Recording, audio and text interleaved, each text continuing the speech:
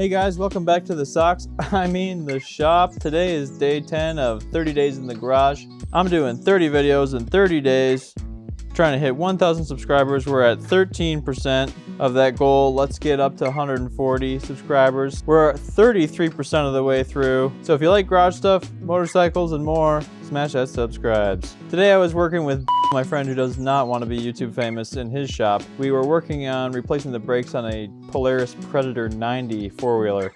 So I'm gonna go over it right now. We started with taking the wheels off, but right away we ran into some issues. The little impact was just not cutting it, so we went to the 3/8 impact. And that finally got it out, but it almost rounded the bolt, and the bolt got stuck in there. But took care of it.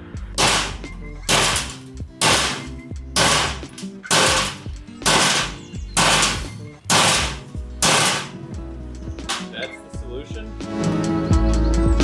Then we were able to take the drum off. Then you just pry the spring off. I kind of struggled with it for a little while. Eventually I figured it out. These old shoes were pretty worn down. They didn't have a whole lot of meat on them. You can see compared to the new shoes, there really wasn't much left at all.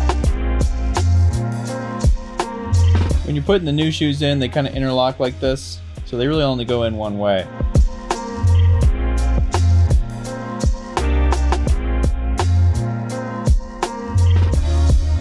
When you pull the brake lever, it pivots this thing and pushes the shoes apart against the drum. So I loosened up the brake lever so we could get that pivot as flat as possible. The pivot didn't go flat with the brake lever loosened all the way, so I took the lever off of the little spline thing on the other side of the pivot and just moved it back a few splines just to give us some slack.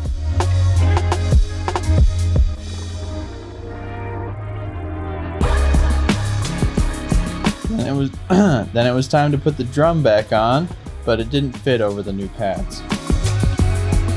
What do I do if the pads don't fit? Oh no! Well, this happened on every single quad I've done this with, so maybe it's a me thing. Well, oh, as far as not fitting where? In the hub. Oh, okay. First thing we tried was to persuade it with a hammer. That didn't really work. What if you catch an edge? It flips the shoe like this. Oh, okay. So now it makes it. Big word. Exacerbates the problem. Oh. Well, I'm on camera. Come on, I can't. Well, I'm just gonna delete all the audio. All right, unless good. It's good. I mean, Okay. unless you're using good big words. So the theory here was to carve some ramps into the pads just so that a lip on the drum wouldn't catch on the pads and it would kind of slip over and push the pads together. Yeah, it didn't really work. A little customization on these. Oh, God. So we tried sanding the pads down a little bit just to make them smaller. You can just see all the comments. What are you?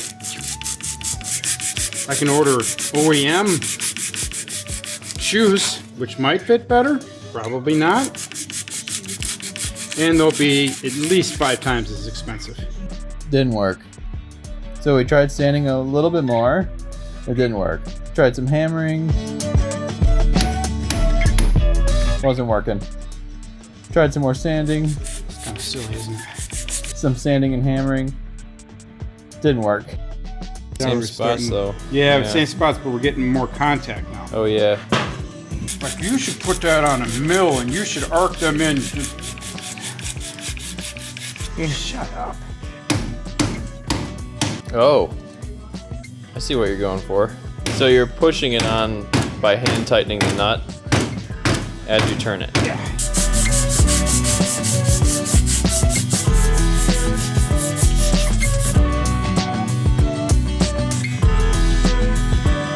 Look at that.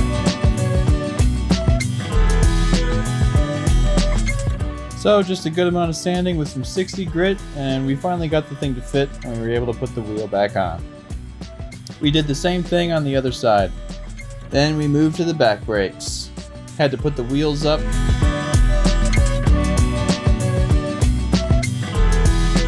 The back wheel was a lot easier to take off. We only had to take one off. I had to remove the plastic cover over the drum. That was not even tight. And everything on the back axle thankfully slid off fairly easily. The drum was corroded pretty good on the splines, but with some tapping with a chisel and a hammer, I was able to get it to come loose. There.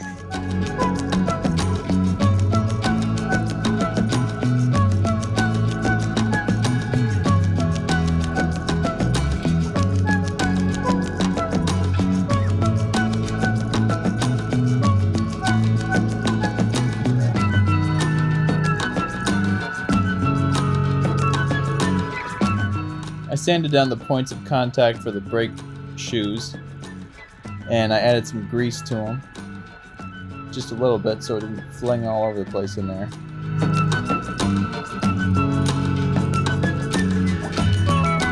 Then it was pretty easy to put the top shoe on first and then kind of angle the bottom shoe and get it set in place. I used some sandpaper on the drum a little bit just to get some of the scale off of there, and then everything slid back together.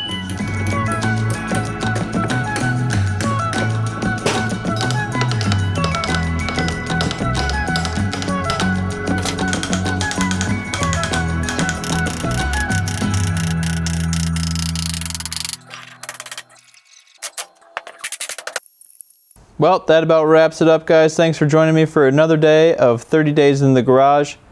Remember, you remember, just do the buttons. Yeah. Appreciate you. Appreciate you.